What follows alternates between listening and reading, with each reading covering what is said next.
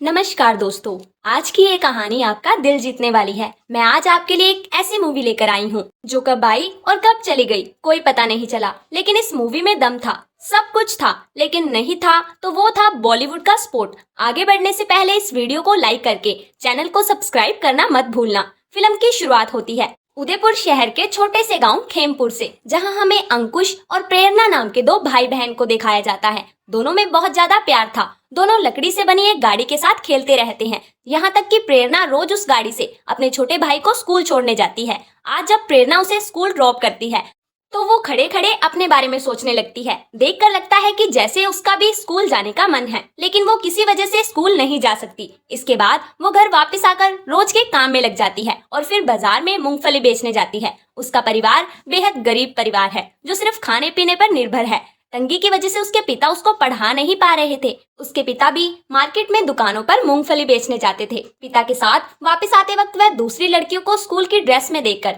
अपने बारे में सोचने लगती। फिर जब वह अंकुश को स्कूल से पिक करती तो टीचर प्रेरणा से पूछता है कि तुम स्कूल क्यों नहीं आ रही हो। इसी बीच उसके पिता कह देते हैं कि घर में कुछ काम था, लेकिन वह कल से स्कूल आ जाएगी। अब घर जाकर प्रेरणा अपने संदूक से स्कूल की पुरानी ड्रेस निकालती है, लेकिन वो ड्रेस इतनी छोटी हो चुकी थी, इसलिए वह सोचती है कि अब वो स्कूल कैसे जाएगी।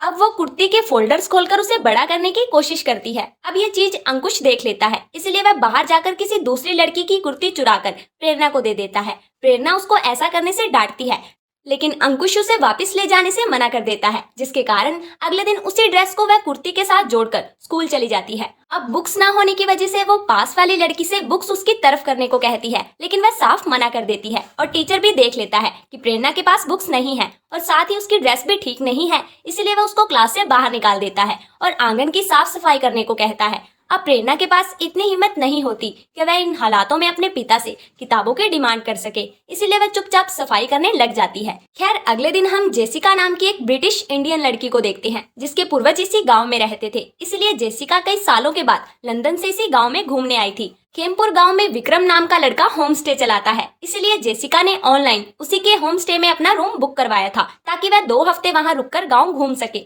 विक्रम की बात करें तो वो एक बहुत ही अच्छा और सरल स्वभाव का लड़का है। वो जेसिका को उसका रूम दिखाता है और उसके लिए रुकने की अच्छी व्यवस्था करके रखता है। अब उसी रात हम प्रेरणा के माता पिता किशन और पीपल को देखते हैं। सभी बैठकर खाना खा रहे होते हैं। तभी पीपल किशन से कहती है कि गांव में कढ़ाई बुनाई सिखाने के लिए कैंप लग रहा है, कुछ औरतें वहां जा रही हैं, काम सीखने के बाद काम भी मिलेगा। ये सुनकर किशन कहता है कि कोई जरूरत नहीं है कुछ सीखने की, जैसे खेतों पर काम कर रही हो वैसे ही करती रहो। फिर प्रेरणा कहती है कि पापा आप मुझे करवा दीजिए, मैं घर में हेल्प भी करवा दूंगी। ये सुनकर किशन और भड़क जाता है और कहता है कि तुझसे मूंगफली तो ठीक से बिकती नहीं, काम सीखने चली है। अगर तुम लोग काम करोगी तो लोग क्या बोलेंगे कि आदमी होकर घर भी नहीं संभाल पा रहा। पीपल कहती है कि आप ऐसा क्यों सोचते हो, जमाना बदल गया है। लेकिन इतने में किशन गुस्से में अपनी थाली फेंककर वहां से चला जाता है। प्रेरणा उठती है और उन फेंके हुए चावलों को समेटने लगती है, क्योंकि यही उसकी माँ का आज रात का खाना है। दोनों माँ बेटी समझ जाती है कि किशन इस काम के लिए कभी भी राजी नहीं होगा। अगले दिन प्रेरणा एक दुकान पर पता करने जाती है कि आखिर उसकी किताबें कितने रुपए की आएंगी। अब यहाँ वो देखती है कि किताब पर 20 रुपए लिखे हैं, जिन्हें इकट्ठा करने में उसे 1 महीने का समय तो लग ही जाएगा, और ये बात उसे निराश कर देती है। इतने में शॉप पर जेसिका आती है। जेसिका को देखकर प्रेरणा को बहुत अच्छा लगता है कि वो जेसिका के कपड़ों को ही निहारती रहती है, और ये बात जेसिका नोटिस करके उसे हेलो बोलती है। लेकिन इतने में वह दुकानदार पैसे ना होने की वजह से प्रेरणा को वहां से भगा देता है, इसलिए वह जेसिका को बिना कुछ बोले मुस्कुराकर वहां से चली जाती है। अब प्रेरणा अपने भाई अंकुश के पास आती है और देखती है कि वो एक दूसरे लड़के से लड़ाई कर रहा था, लेकिन वो ये देखकर घबरा जाती है कि जिससे वो लड़ाई कर रहा था वो एक हाई कास्ट का लड़का था, इसलिए वो डर के मारे अंकुश को रोकने लगती है। लेकिन अंकुश कहता है कि ये लड़का मुझसे कह रहा है कि तुम लोग सिर्फ गंदगी उठाया करो, यहाँ खेलने मत आया करो।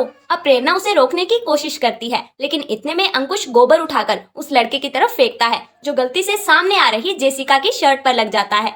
अब जेसिका इस बात से गुस्सा हो जाती है और वहां से जाने लगती है। अंकुश भी दूसरी तरफ भाग जाता है, जबकि प्रेरणा जेसिका के पीछे सॉरी कहने के लिए दौड़ती है। आगे जाकर जब जेसिका एक हैंड पंप के पास आकर रुकती है तो प्रेरणा उसे रोकते हुए कहती है कि दीदी यहाँ नहीं, ये हमारा नहीं है, आप आगे चलिए। फिर वो उसको आगे ले जाकर दूसरे हैंडपंप से उसके कपड़े साफ करने में उसकी मदद करती है। जेसिका पूछती है कि वो हैंडपंप तुम्हारा क्यों नहीं है और ये वाला क्यों है। हैंडपंप तो सरकार लगवाती है ना। तो प्रेरणा कहती है कि हम लोअर कास्ट के लोग हैं, इसलिए हमारा हैंडपंप हाई कास्ट वाले लोगों से अलग है। हम उनके हैंडपंप को यूज नहीं कर सकते और ना ही वो हमारे। अब बातों ही बातों में प्रेरणा उससे पूछती है कि वह उनके गांव में क्या कर रही है। तो जेसिका बताती है कि मैं लंदन से आई हूँ, मेरे फादर यहीं पले बड़े हैं, इसलिए यहाँ घूमने आई हूँ। फिर जेसिका पूछती है कि तुम कितने साल की हो और किस क्लास में पढ़ती हो। तो प्रेरणा बताती है कि मुझे अपनी उम्र नहीं पता और मैं स्कूल भी नहीं जाती क्योंकि मेरे पास यूनिफॉर्म नहीं है। अब इतने में अंकुश भी अपनी लकड़ी की गाड़ी से खेलता हुआ वहां आ जाता है और जेसिका से माफी मांगता है। वह कहता है कि मैंने वो गोबर अपने दोस्त पर फेंका था, लेकिन वह हट गया और आपके ऊपर आ गया। जेसिका कहती है कोई बात नहीं, लेकिन ये तुम क्या चला रहे हो। ध्यान से देखने पर जेसिका को समझ आ जाता है कि वो कोई पुराना स्केटबोर्ड है।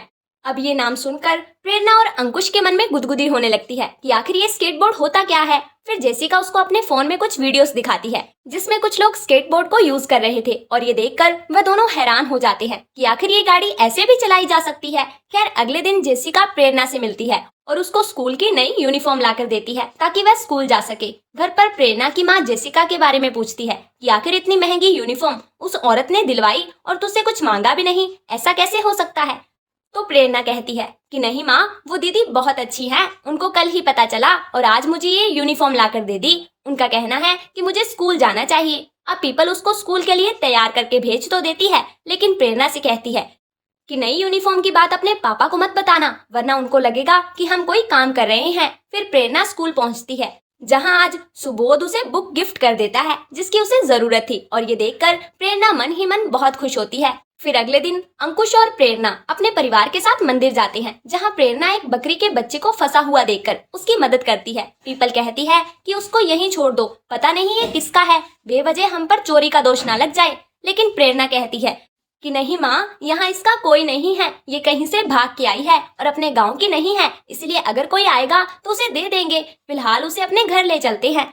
अब यहाँ अंकुश प्रेरणा को बताता है कि उसने भगवान से आज नए जूते मांगे हैं। प्रेरणा अंकुश की इस बात को सुनकर उस पर हंसने लगती है और वो उससे कहती है कि उसके ये सपने हमेशा सपने ही रहने वाले हैं, क्योंकि इस तरह के जूते हम लोग कभी नहीं खरीद सकते। अब जेसिका की अंकुश और प्रेरणा दोनों से ही अच्छी दोस्ती हो जाती है और अब वो लोग स्कूल के बाद रोज मिलना शुरू कर देते हैं, जहां जेसिका उनके लिए बहुत से स्केचेस बनाती है। अब अंकुश और प्रेरणा के अलावा बाकी के गांव के बच्चे भी जेसिका के पास खेलने आते हैं, लेकिन ये सभी बच्चे लोअर कास्ट के हैं। इसी बीच जेसिका को एक बच्चा दूर खड़ा दिखाई देता है और वो उसे अपने पास बुलाती है, लेकिन तभी उस बच्चे की माँ वहाँ पर आ जाती है और उसे डांटते हुए वहाँ से ले जाती है।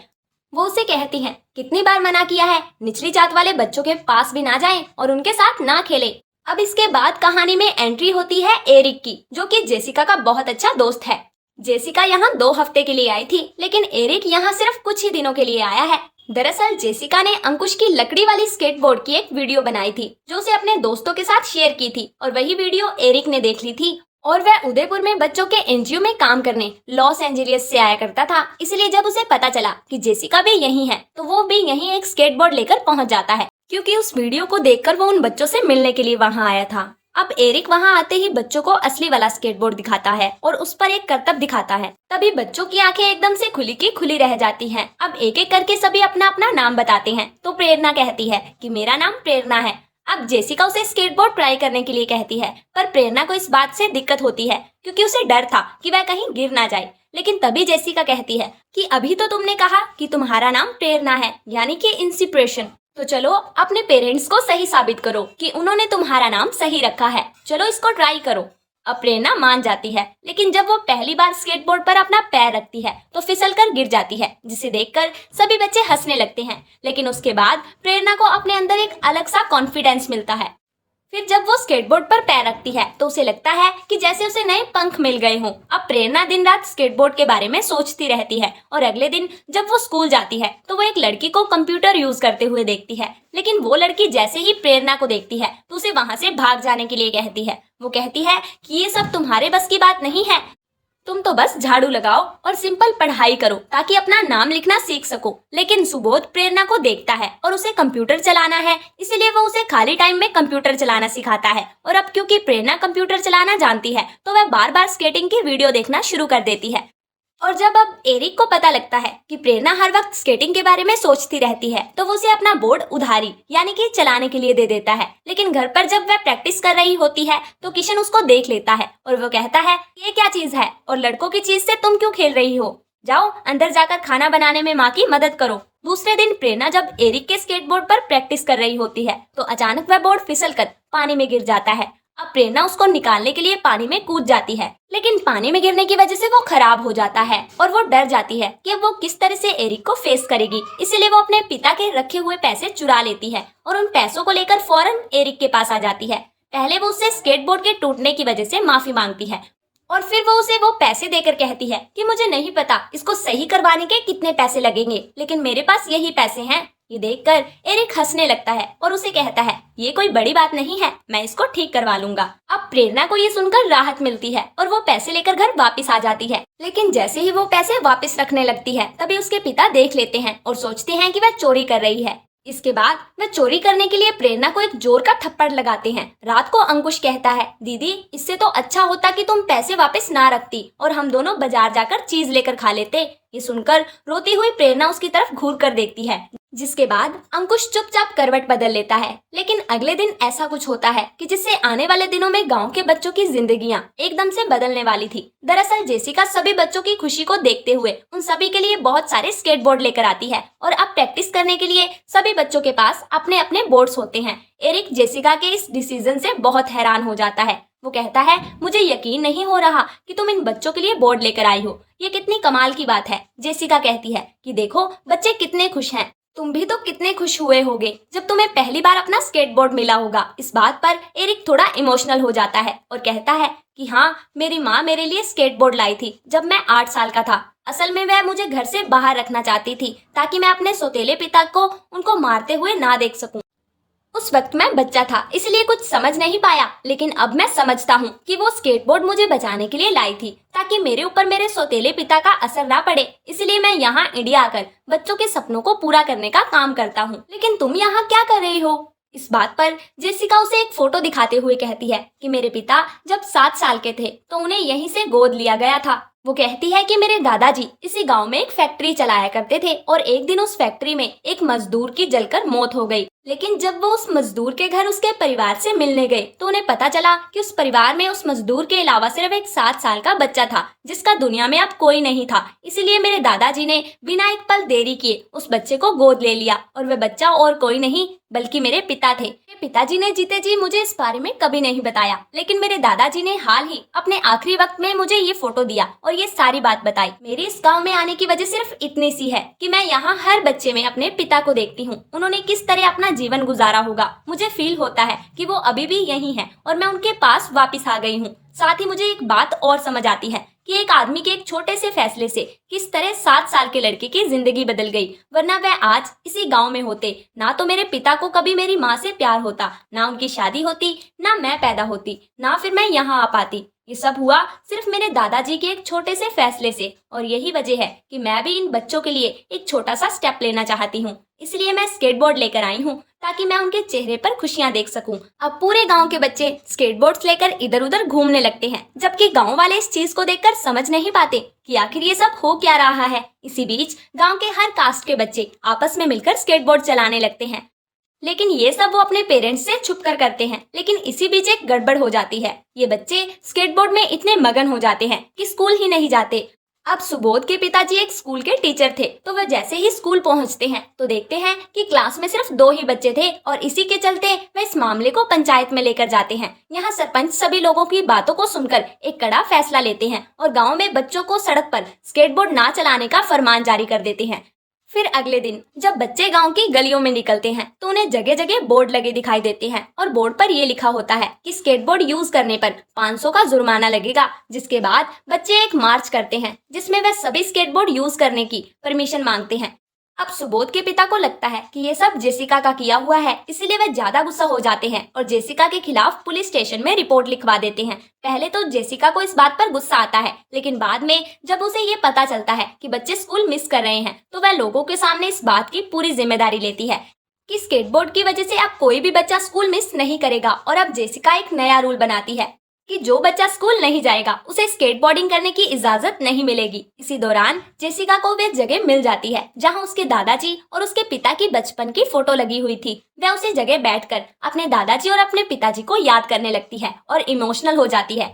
तभी वहां पर प्रेरणा आ जाती है और उससे बात करने लगती है। तभी जेसिका उससे स्केटबोर्डिंग के बारे में पूछती है कि आखिर ये उसके लिए इतना खास क्यों है। तो प्रेरणा कहती है कि स्केटबोर्डिंग दुनिया की एक लौती ऐसी चीज है जो कि आज तक उसके साथ अच्छी हुई है। ये सुनते ही जेसिका उसे अपने पास बिठा लेती है और वह दोनों एक दूसरे के बारे में सोचने लगती है। प्रेरणा और जेसिका दोनों ही उस रात सो नहीं पाती क्योंकि जेसिका को अगले दिन लंदन लौटना होता है और वह ये बात अच्छे से जानती थी कि एक बार वो अगर यहाँ से चली गई तो बच्चे के लिए स्केटबोर्डिंग हमेशा के लिए खत्म हो जाएगी। इसीलिए जेसिका एक फैसला लेती है और अपने बॉस को एक मैसेज करती है कि उसे कुछ दिन और यहीं रहना है। फिर अगली सुबह जेसिका एरिक और विक्रम को कुछ पिक्चर्स दिखाती हैं और उन्हें बताती है कि इंडिया में बहुत कम स्केट पार्क्स हैं और जिस स्केट पार्क को अब वह बनाने वाली है वह राजस्थान का सबसे पहला स्केट पार्क होगा। लेकिन जेसिका के पास इस प्रोजेक्ट के लिए फंडिंग नहीं है, इसीलिए वो मिनिस्टर से लेकर स्पोर्ट के सभी लोगों से मिलती है, लेकिन उसे सब जगह से सिर्फ ना ही सुनने को मिलती है। फिर आखिर में विक्रम जेसिका को महारानी जी के पास लेकर जाता है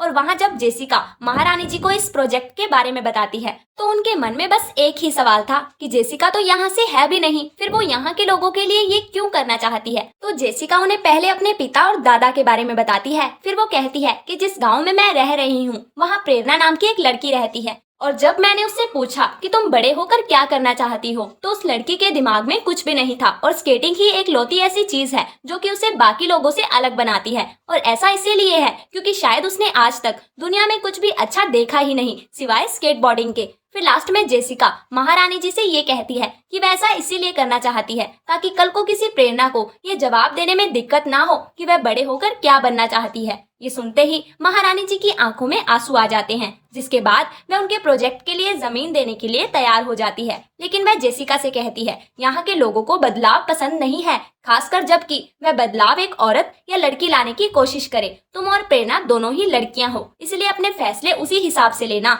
अब पार्क का काम एकदम जोरों से शुरू हो जाता है और उस काम के लिए महारानी जी जहां अपनी जमीन देती है वहीं एरिक बेंगलोर से अपने कुछ दोस्तों को लेकर आता है ताकि वह काम जल्दी पूरा हो सके।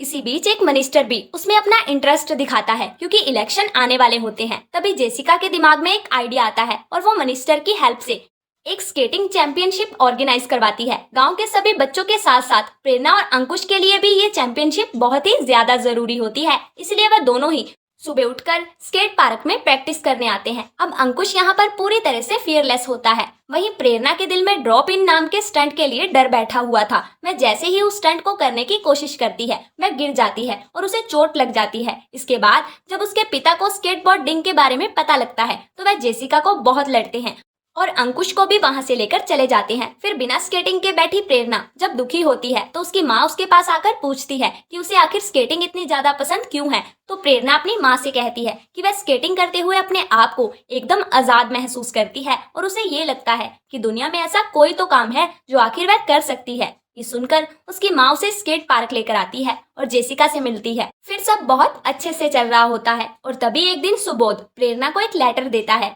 और उसे साथ मेले में चलने के लिए कहता है, जिसके बाद वे दोनों सारा दिन मेले में घूमते हैं और शाम को सुबोध उसे बाइक से ड्रॉप करता है और जैसे ही वह घर पर पहुंचती है तो उसके माता पिता उसे देख लेते हैं और बहुत बुरी तरह से सुनाते हैं। उसकी इस बात से माँ को तो दुख होता है, लेकिन इस बार उसके पिता किशन कुछ ऐसा करते हैं जिससे प्रेरणा के सपने चूर चूर होने वाले थे।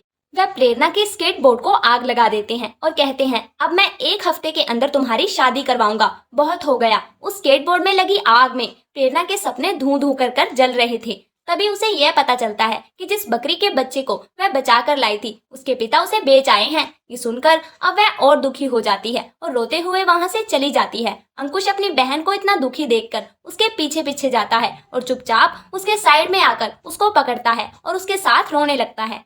खैर अब अगले दिन से प्रेरणा की शादी की तैयारियां शुरू हो जाती हैं और एक दिन उसे लड़का भी देखने आता है। अब इसी सब में एक बात सामने आती है कि जिस दिन प्रेरणा की शादी होती है उसी दिन चैंपियनशिप भी है। फिर प्रेरणा की माँ पीपल उसे शादी वाले दिन तैयार करती है और एक कमरे में बैठा देती है। वहीं अंकुश चैंपियनशिप में हिस्सा लेकर अपनी बहन की शादी अटेंड करने आता है, लेकिन अंकुश के हाथ में स्केटबोर्ड देखकर प्रेरणा उसे कहती है कि वो आखिरी बार स्केटिंग करना चाहती है। अब अंकुश उसकी मदद करने की कोशिश करता है, लेकिन वह कर नहीं पाता, जिसके बाद प्रेरणा घर का दरवाजा बंद कर लेती है और छत के रास्ते वहां से कूदकर भाग जाती है। अब वो लहंगे में तो स्केटिंग नहीं कर सकती, इसलिए वो अंकुश का पजामा पहनकर वहां से चली जाती है, जहां रास्ते में उसे महारानी जी मिलती है और इसी बीच सड़क पर स्केट करते देख महारानी जी उसका नाम पूछती है, तो वह अपना नाम प्रेरणा बताती है और प्रेरणा सुनकर उन्हें जेसिका की बात याद आती है।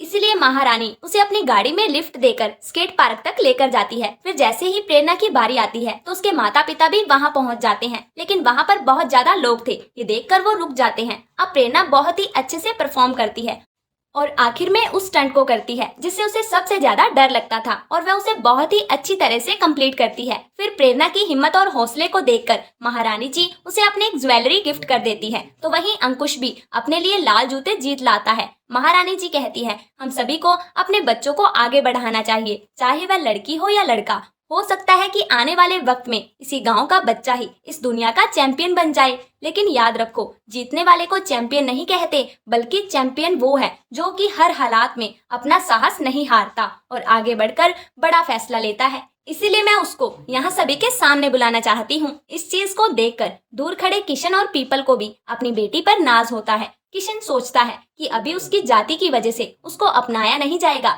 लेकिन ऐसा नहीं हुआ। उसकी बेटी को उसके हुनर के लिए अपनाया गया और सम्मान भी मिला। और इसी के साथ ये शानदार मूवी यहीं पर खत्म हो जाती है। दोस्तों, इस कहानी की खास बात ये है कि इस फिल्म की शूटिंग के लिए जो स्केट पार्क बिल्ड किया गया था उसे असल में राजस्थान में बनाया गया है। ये इंडिया का सबसे बड़ा पार्क होने के साथ साथ पब्लिक के लिए ओपन भी है, जहां पर लोग जाकर स्केटिंग करते हैं। तो दोस्तों, इस मूवी को लाइक और शेयर करना मत भूलना और साथ ही हमारे चैनल को सब्सक्राइब कर लीजिएगा। अब मैं आपको मिलूंगी ऐसी ही एक और शानदार मूवी में। Thank you.